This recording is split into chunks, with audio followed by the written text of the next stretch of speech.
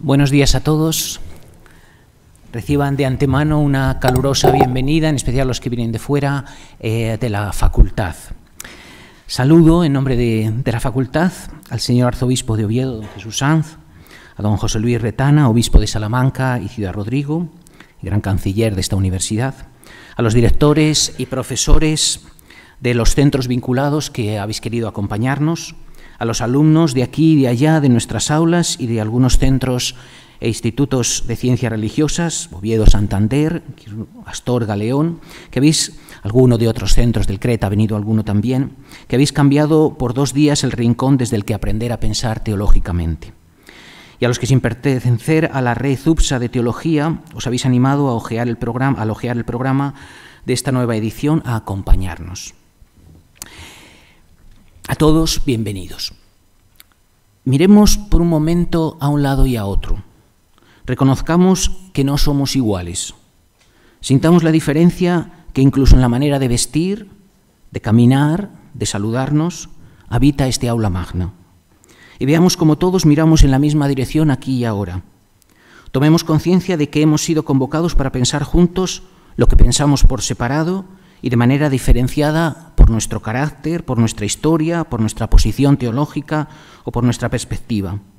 Y sintamos cómo somos invitados a escuchar, a acoger, a dialogar, a discutir, a reformular las ideas que ya nos parecían claras y distintas.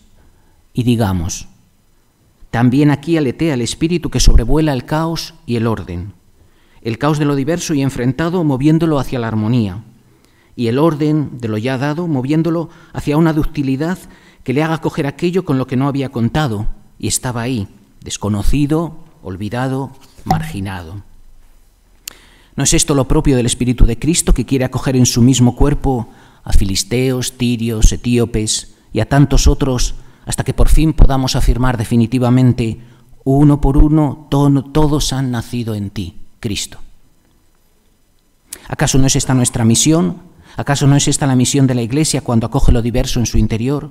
¿Acaso no hemos de aprender a discutir soportando las tensiones y a convivir soportando las manías? ¿Cómo de otra forma podemos ser signos de unidad, sacramento de unidad, dice el concilio, sin que esto sea una frase vacía o desmentida por nuestra propia vida eclesial? Así pues, comencemos nuestra reflexión sobre el Espíritu, reconociendo su presencia concreta aquí y ahora, en esta sala donde lo igual y lo diverso se aunan en un horizonte mismo, en el mismo horizonte de su acción. Las jornadas de este año, las 55º, llevan por título Los gemidos seculares del Espíritu. El término gemido significa, según el diccionario de la Real Academia Española, emitir sonidos que expresan dolor, pena o placer sexual. En los gemidos se expresa, por tanto, realidades muy diferentes que van desde la opresión que siente el cuerpo y el alma humano por algo que le daña y que se transforma en una apelación, en una interpelación a los que escuchan, hasta la manifestación de un encuentro donde el cuerpo y el alma alcanza el éxtasis de gozo en el contacto más físico, que puede reflejar igualmente un éxtasis de comunión espiritual. Cuando hablamos de los gemidos que emite el Espíritu, habitualmente nos referimos al primer aspecto, teniendo en la idea el texto de Romanos 8. Entonces expresarían la opresión que siente el mundo y con él el Espíritu cuando no alcanza a realizarse según el designio de Dios y sufre por ello atrapado, oprimido por la finitud y por la injusticia, apelando a los hombres y a Dios mismo a movilizarle para sacarlo de su dolor.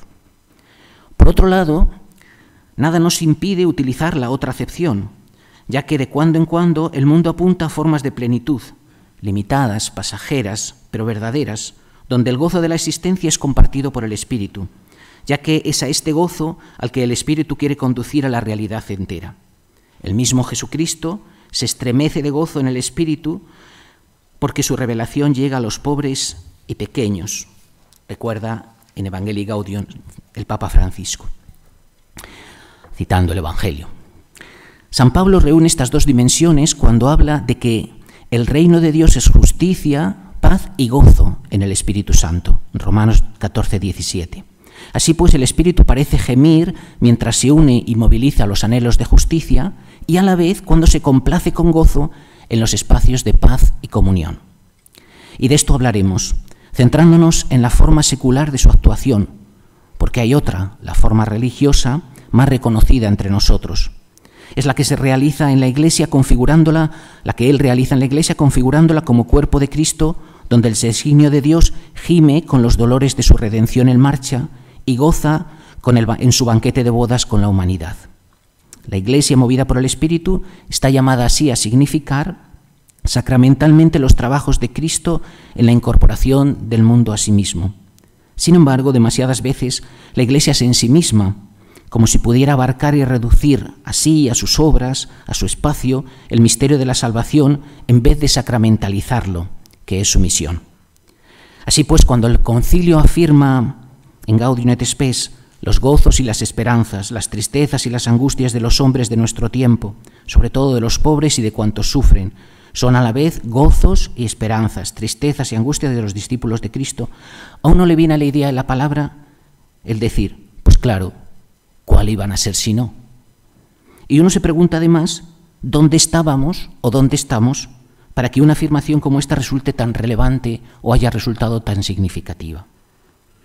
Así pues, nuestras jornadas se proponen reflexionar sobre la presencia del Espíritu en el mundo y en la historia, en medio de sus avances y retrocesos, en sus fases armónicas y en las dodecafónicas, en sus descubrimientos gozosos y en sus olvidos dramáticos.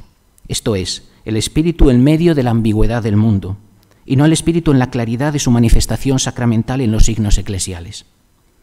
Se trata de percibir el movimiento del Espíritu que no deja cerrarse el dolor y la pasión del mundo, creyente o pagano, sin apelar a Dios, convirtiendo ese dolor en una oración. Y a la vez reconocer el movimiento del Espíritu que no deja de abrir el mundo, creyente o no, a su verdad más honda, ofreciendo signos de del designio de Dios en la historia y su secularidad. De esta manera, quizá pudiera verse el Espíritu como la fuente de la misma providencia, una realidad que no terminamos de saber definir bien y que habitualmente se pierde entre el deísmo y el providencialismo que nos atan, incluso cuando queremos liberarnos de sus redes. ¿Sería entonces la providencia el nombre propio de la acción del Espíritu que nunca olvida nada de lo creado y lo abre de continuo, de una u otra manera, al designio de Dios? Más aún, creo que estamos obligados a reflexionar sobre esta acción en este tiempo de la humanidad definido por la modernidad y su hija díscola, la posmodernidad. Fundamentalmente desarrolladas de forma como poco paralela a lo religioso, no dejan de tener demasiados parecidos con la fe cristiana como para que no descubramos en ella un aire de fraternidad quebrada, una fraternidad distante, como la que hay entre el judaísmo y el cristianismo, o ya antes entre los samaritanos y los judíos, o antes incluso entre Esaú y Jacob, o Caín y Abel, y más cerca de nosotros en el interior de la misma familia cristiana. Una fraternidad que solo se puede reconocer si se piensa en el Espíritu de gracia que habita en cada parte. Porque, por más que apuntemos los defectos y los callejones sin salida que se producen en este tiempo, no hemos de reconocer, por ejemplo, en el movimiento feminista, una interpelación a la Iglesia para que seamos lo que decimos ser, mostrando lo que Cristo ha revelado de la igualdad de hombres y mujeres. ¿O no son las democracias modernas, con todos sus defectos, un suspiro de igualdad de los hombres y de la libertad con la que Dios nos quiere a todos, a no ser que prefiramos encerrar esta libertad junto con Cristo en la celda que describió Dostoyevsky en la leyenda del Gran Inquisidor? Y por tanto, ¿no sucederá que envuelta en tanta distancia y maldición como parece querer arrojar sobre el cristianismo esta época, en la modernidad y la posmodernidad más radical, esté dirigiendo el Espíritu algunas de sus grandes palabras, en algunos de sus grandes gestos, en algunos de sus hitos, para bendecir a la humanidad y para llamar a la Iglesia a ser lo que ella misma es, el sacramento principal de la bendición de Dios sobre el mundo concreto, el sacramento de Cristo mismo? Si lo hizo con Balaam, que quería maldecir a Israel y terminó bendiciéndolo, ¿por qué desconfiar de que pueda seguir haciéndolo hoy con la modernidad y con la posmodernidad? Si es verdad que solo en Cristo se pueden discernir los signos del designio de Dios, ¿no sucederá que el Espíritu nos esté haciendo saber, como en todas las épocas, a través de los movimientos de nuestra cultura, que Cristo no termina nunca de estar cómodo en su Iglesia y que necesita una reforma continua de su propio cuerpo eclesial para mostrar su verdadera anchura, y que esto puede venir también de la mano de una profecía extranjera. Seguramente no habrá que exagerar esta perspectiva, pero sería errado dar la espalda a este planteamiento. ¿Se imaginan lo que supuso... Perdón un momentito.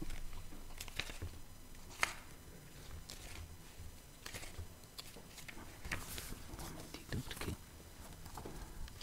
creo que me he dejado... No, ya está. Perdón.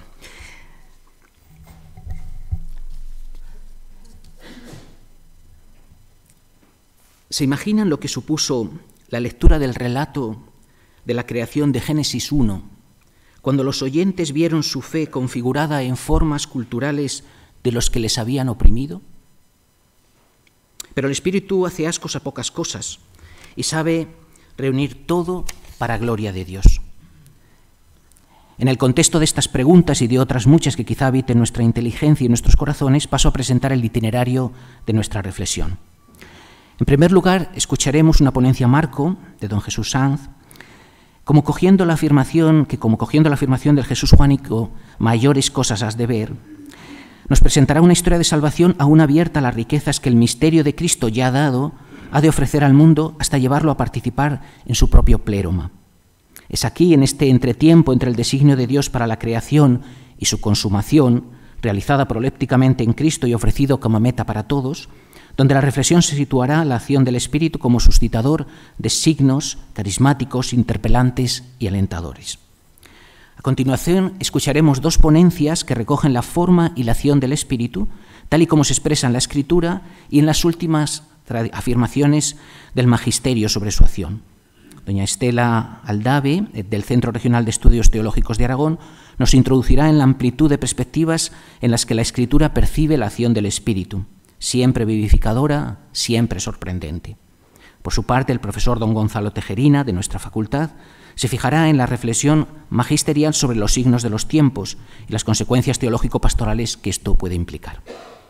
Finalmente, reflexionaremos en tres ponencias sucesivas sobre la acción del Espíritu en tres campos que en los últimos 2 siglos han sufrido un cambio de paradigma casi radical y que requieren ser pensados en su relación con la acción salvífica de Dios y, por tanto, con la presencia del Espíritu en su interior, doliéndose o alegrándose de sus formas. En primer lugar, el profesor Emili Marlés, de la Facultad de Teología de Cataluña, afrontará el tema de la acción del Espíritu en el nuevo paradigma de las ciencias de la naturaleza. Don Gonzalo Villagrán, profesor de la Universidad Loyola, se centrará más en su relación con los cambios sociales, económicos, políticos. Y don Emilio José Justo, de nuestra facultad, atenderá a la relación con los cambios en perspectiva cultural. A medio camino, esta tarde, dejaremos que nos visite un poco de música, que siempre se manifiesta como un reflejo de la armonía que buscamos y así un verdadero suspiro de alivio del espíritu para alentar el camino. Y nada más. Vuelvo a darles la bienvenida deseando que todos podamos encontrar alguna frase, alguna idea, algún argumento que aumente nuestra atención a la presencia y amplitud siempre inabarcable con la que el Espíritu lo llena todo para llevarlo a plenitud. Bienvenidos a todos y desgraciadamente no me podré quedar en este primer momento porque tenemos una junta plenaria, así que les dejo a don Román Pardo, vicedecano, para que presente a don Jesús Sanz y les dejo en manos de su reflexión. Muchas gracias.